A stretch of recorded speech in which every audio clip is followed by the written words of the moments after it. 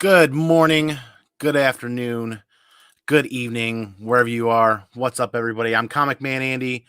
Welcome back for the new comic book day kind of roundup, kind of review. About 12 hours late coming at you. It's because decided to snow up here in Michigan, and conveniently everybody forgot how to drive last night. So I was way late getting home, way behind the curve. Let me welcome my new co-host. We got Pickle Rick riding the mic today just for funsies. So how's everybody doing today? Let's go over some comic books as people kind of roll in here. Let me find the chat. What's up, Perry Comics? Good to see you. Vincent McLean, the comic machine, man. How are you? Good to see you again. Hey, check out Vincent's premiere just a little bit ago, talking about some new pickups that he had. Good premiere, man. Perry. Yeah. Let's jump right into DC here because DC's got me. I am triggered. I am triggered with DC. So 2021, I'm dropping all DC titles off of my polls. Just done. Dropping it. I'm way behind on reading my DC books anyways. But let's chalk it up to these first 3 DC books in my hand. $21. Over $20 for 3 DC books. $6.99, $6.99, $8.99. DC, I'm done with you. I'm not buying any more books. Give me 2 more weeks. Because, well, crap, I can't say that. I need, there's like one more death metal coming out that I got to grab. DC, I'm almost done with you. But for the love of God, Crisis on Infinite Earths number 1, Dark Multiverse, $6.99, I think it was, or $5.99, something like that. Why? Why does that have to be so much more than other comic books? It's getting infuriating. So Pickle Rick's blocking the books. I'm going to have to rethink this decision. My co-host is failing me now. Seriously though, DC, Flashpoint, number 1, Dark Multiverse. Cool. Would I love to read it? Yes. Am I going to enjoy the art? Yes. But $5.99, $6.99, why do I got to pay 50% more, almost 50% more for this book over some Marvel stuff and whatnot? I mean, I'm sure there are plenty of you out there that are the same. So we're going to continue on with the DC books here. Let me hit up the chat again really quick. Couple people rolling in. Sedpool, good to see you. Good name. Welcome to the channel, man. Please consider hitting that subscribe button and that notification bell. I'm seriously considering doing like a comic book roundup on Thursday mornings instead of trying to squeeze it in late night, Wednesday night after work. Because I really enjoy spending time with everybody else out there and watching their content on Wednesday nights and then hanging out with the Comic Core on Wednesday night. And it seems like I'd be much more prepared and rested and relaxed to do a roundup on Thursday morning with some coffee. Samuel David, speaking of coffee, your coffee looks delicious in your photo. Thanks for being here. Good to see you. Yeah, I'll continue thinking about that because, I mean, I love talking about new comic books on New Comic Book Day, but it just seems more realistic to do a full 20-minute show Thursday morning after I've been able to read a lot more of the books. Third up for DC, Last Stories of the DC Universe, number 1, Death Metal. So, yeah, I do want to read this, but this one was $8.99. Why do I got to pay $9 for a comic book? You know, if it wasn't for my LCS's club / discount, I would be leaving these books on the shelf and walking away at that price point. Death Metal number 6, adding that to the stack. Super cool cover. Adding that to the reading stack there. And what I'm really the next book I'm going to read today that I'm actually really excited for, Rorschach number 3, I think it is. Issue 3, yeah.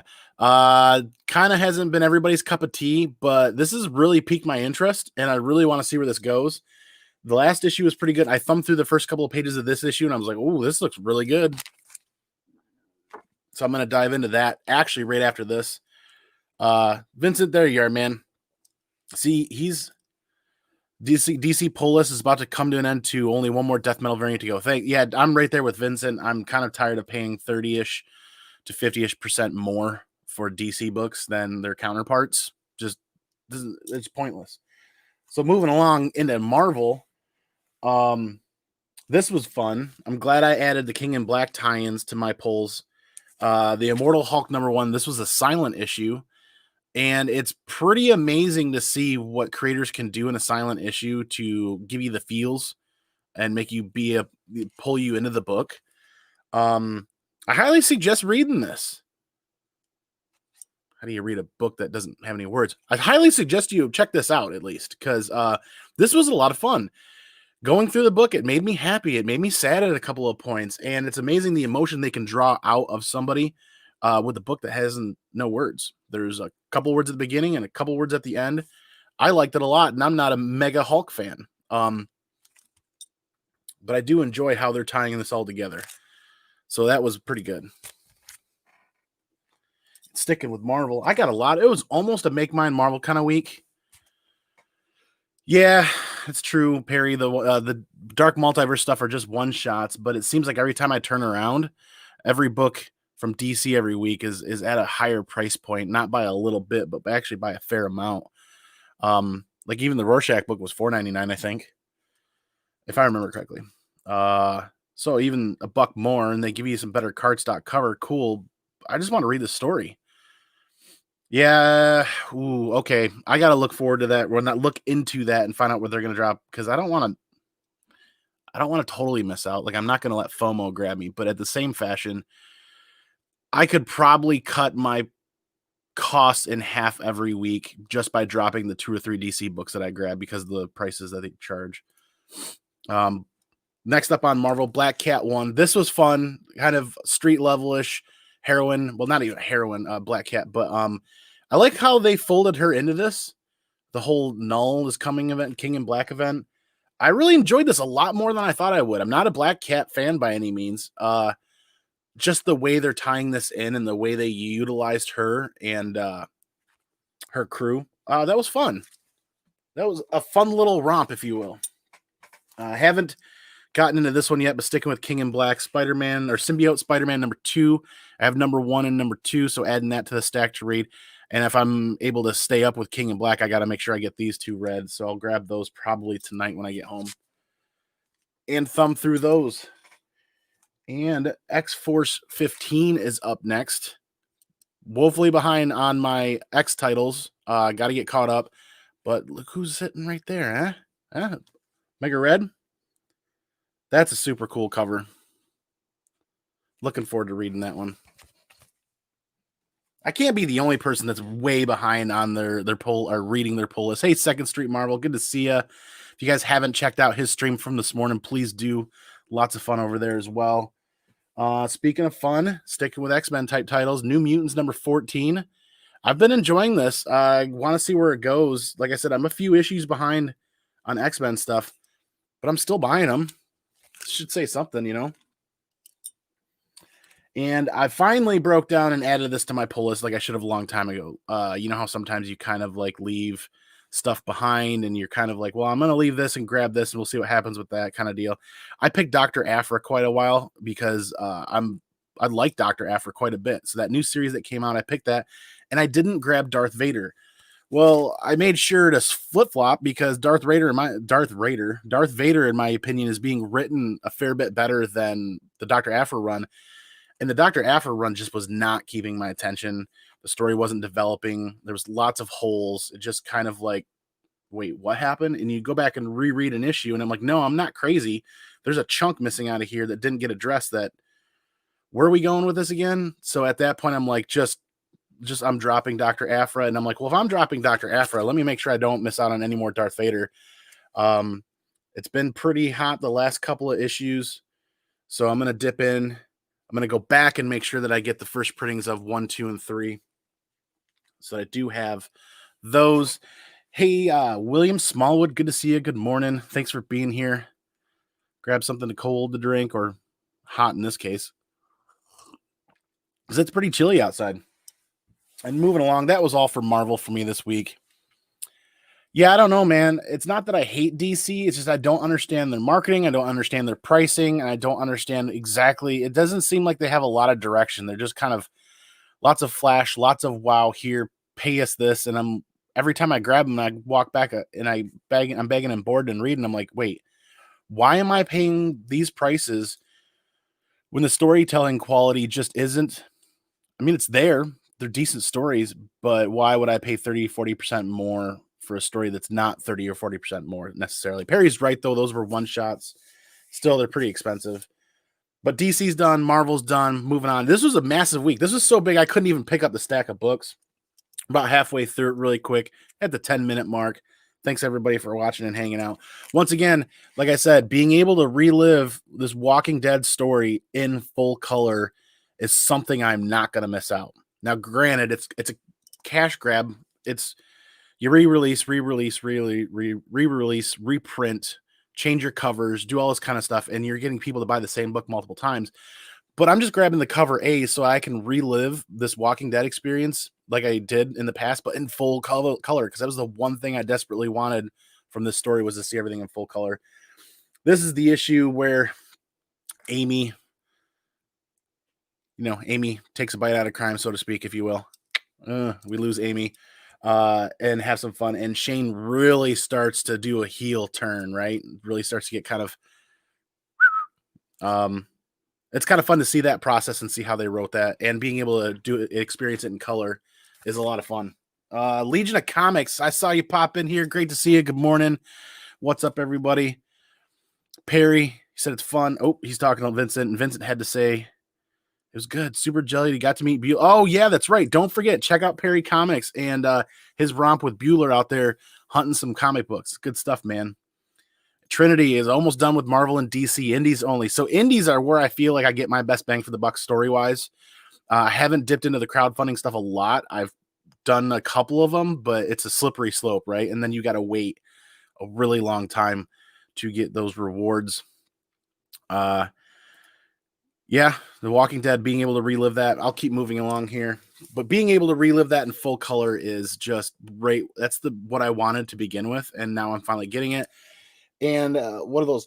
$3.99 and my 20% discount. So, yeah, I'm kind of rereading the same story, but still moving along. Stillwater number 4. All right, Zdarsky's getting somewhere with this. They beat around the bush a tad in this, but they add a lot of backstory to this that explains quite a bit, fills in some holes in my head, so to speak. And they really get somewhere by the end. I'm not going to spoil the story. If you're reading Stillwater, you're going to enjoy this issue. I almost said episode. And at the very end, it leaves you for a bit of a cliffhanger, finally. A little bit more of a cliffhanger. Glad I picked this up. Glad I added this to the polls. This has been fun. I kind of had the jury out a little bit for the first few issues. We're starting to get there. It's starting to pick up its pace. Hopefully, oh man, where are the next 2 issues going to go? So I'm looking forward to that. Let me make some room here. Stillwater number 4. I'm a big fan of Chip Zdarsky. I really am, especially with his Daredevil run. That's been phenomenal.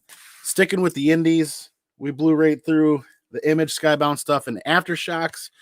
We Live number 3. The jury for me was out. I'm still kind of making a consensus here, or still kind of putting my thoughts together. This was good. It added some backstory, added a little bit more to the plot, kind of advanced the story a little bit for our characters.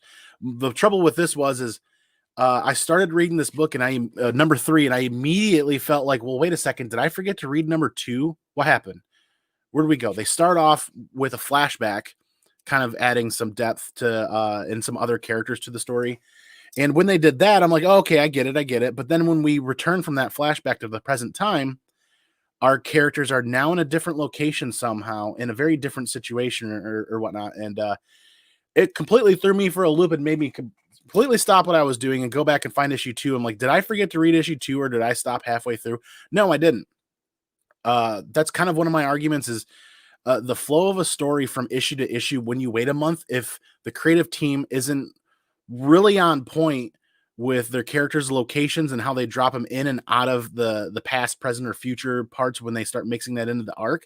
If they're not on point with the flow of that, it completely can disconnect a reader, which is exactly what I felt this morning.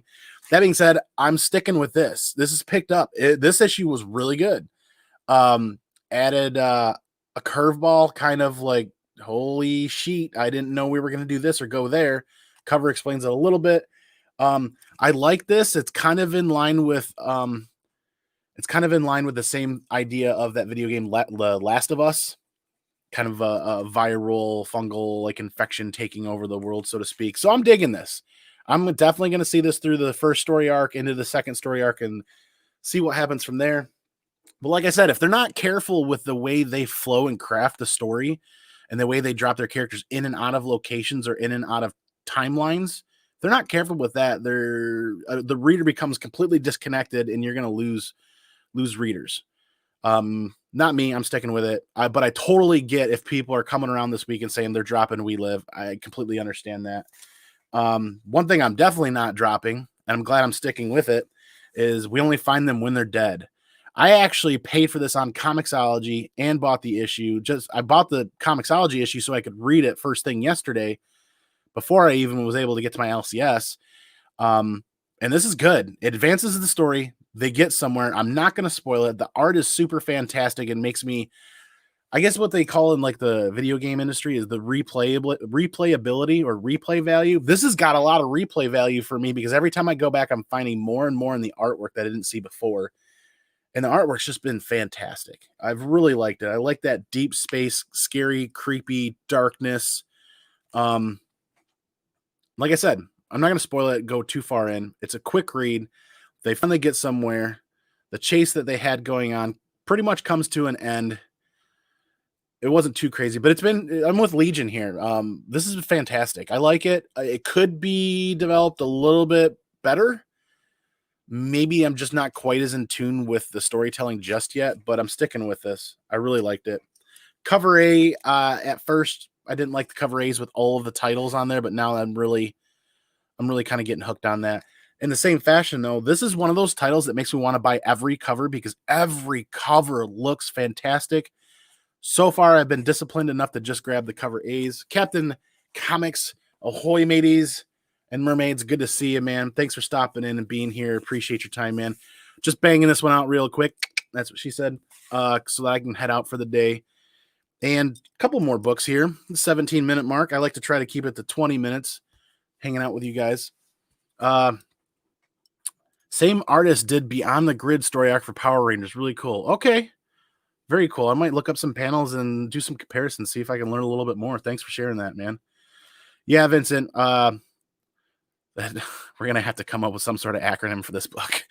We Only Find Them When We're Dead. Needed to get somewhere on this issue. Yes, agreed, because if they didn't, I know plenty of people out there reading that book that we're discussing about dropping it because the pacing wasn't, maybe they aren't necessarily rewarding the reader like we like to see. And maybe there's a point to that, and maybe they're delivering that point. Who knows? But some people were close to dropping it. I'm wondering where everybody's at with that. So I'll keep digging for everybody's content tonight, seeing who else read that. Hey, Slim Comics and More. Great to see you. Thanks for being here. Next up from Boom Studios, Once and Future number 14. This was a lot of fun. I'm really starting to understand that this book is less serious and more fun than it is. And when it wants to be serious, it can. But this one it wasn't comedic, but it, definitely takes a serious element and kind of makes it a little more lighthearted. Our brother Dustin of Two Brothers Comics, who loves this title, is definitely going to enjoy a couple of panels in here when Gran gets to do something pretty stellar. Hopefully the artist delivered the detail that you look for. But yeah, she kicks ass. And Duncan's not doing too bad either. And heads will roll. Heads rolled this issue. And Duncan's girlfriend definitely steps up her game and gets in the fray, so to speak, adding an additional story to her story arc, if you will. But yeah, Once and Future, again, fantastic read. Very fun book. I'm looking at it more from that fun aspect read. I think that's what they're trying to deliver is they're not trying to deliver just a super, super serious story, which at first I really thought they were doing. But like I said, Once and Future is one of those titles I caught when it first came out in previews, and I went to my LCS and all covers, all copies, everything, all printings. I want to collect this book and be a completionist collector on this. And so I did get this incentive copy, black and white. These are going to be super tough to keep in high grade. I can already see some dirt rubbing around the staples, which is very typical coming direct from Diamond. That happens a lot. But this looked fantastic. I can't do it justice. In person, it looks really, really cool. This is a prime candidate for a remark and a signature at a convention or a mail-in event. That would be super dope to have something done on this. And I'm going to have to start making a box just for stuff like that, for ideas like that. And like I said, all covers, all copies, all printings. The 1 in 25 with our boy Duncan right there. That turned out freaking sweet. If I could see this, I am not going to be able to read this. Red Rays. I'm not familiar with this artist. Should be probably. I know I've seen this style around. Maybe you guys can help me out. Yeah, the black and white is really nice, but this was my favorite, the 1 in 25 here. And I don't know what the print run on 14 is like, so God only knows what the availability of the 1 in 25 is. We'll see. I don't know that that's going to be a really expensive book. I didn't even pay anywhere near ratio for this book, so I don't know. We'll see. I really like the way the sunset in the back contrasts with the castle and that green fog that we see a lot when we deal with those characters, the antagonists of the story. Super cool. So that's my pickups for the week. And I'll quick rewind this really quick. Not rewind it, but I'll do a quick recap. Thank you, everybody, for watching and hanging out. Like I said, the Once in the Future covers, copies, all the variants, the black and white, super sweet. This camera does not do this justice at all whatsoever. Cover A, boom. There's a ton of books here, like I said. We only find them when they're dead. I'm digging it. I hope you guys are too. Message me down below or comment down below telling me what you guys think of some of these titles, because I think my read of the week has got to be We Only Find Them When They're Dead. That's going to be my pick of the week for the read. We Only Find Them When They're Dead. Darth Vader number 6. No, number 8, sorry. New Mutants number 14. Symbiote Spider-Man number 2. Thankfully, I'm not too far behind on this one. The Immortal Hulk silent issue. Very fun. John's Comics with Kids went over this with Alec and Jeffrey Comic-Con Henson last night on Alec's channel. Check that out. See their thoughts, because they enjoyed that as well, which is surprising. John thought it was good. I have to double back and check Alex's thoughts. Rorschach, the next read up for me today, issue 3. I'm getting into this. I'm actually kind of enjoying this one. Last stories of the DC Universe one shot. We got the Crisis on Infinite Earths one shot. Thanks, Perry, for reminding me those were one shots. We Live number 3. Getting into that. Stillwater number 4 from Chip Zdarsky. Really digging that. Walking Dead Deluxe cover A. God, it's in color. It's fantastic. And the next issue or two, we get to see Shane really lose his shit and go nuts. X-Force 15. Black Cat number 1. That was a lot of fun. That was a fun romp around the Black Cat verse, if you choose to speak. Death Metal number 6. And Flashpoint number 1. So those are the books. Let me do a quick announcement here. 'Tis the season. The holidays are coming up. Stay tuned. Subscribe. Hit that notification bell for when content drops. I'm going to be doing a community thank you appreciation roundup here. I'm going to grab some boxes. I'm going to pile those boxes full of cool stuff, and we're going to give stuff away. So I think what I'll do is I'll actually talk more about that on the 21st and actually try to put the boxes together on the 28th, and then we'll give them away maybe the first week of January or something. I'm still putting the whole plan together. Thank you, everybody, for being here. Thanks for hanging out. Appreciate your guys' time. And don't forget, like, comment, subscribe, share the wealth of knowledge and information. What are you guys into? What are you guys excited for? I'll tell you what, We Only Find Them When We're Dead was my read of the week, and Rorschach is the next thing I'm going to read before I bounce out of here. But once again, thank you, everybody, for your time. Have a great day. Don't forget, if you're grab some coffee if you like coffee. It's still early, it seems like. But once again, thank you to my new co-host, Pickle Rick, riding the mic. You did a terrible job blocking the comic books from everybody's view. So I might fire you next week. So I'm going to go peace out. I'm going to go pinkies out. Catch y'all on the flip side for the next video. Remember, everybody, most important part every week, please remember, be excellent to each other. And party on, dudes.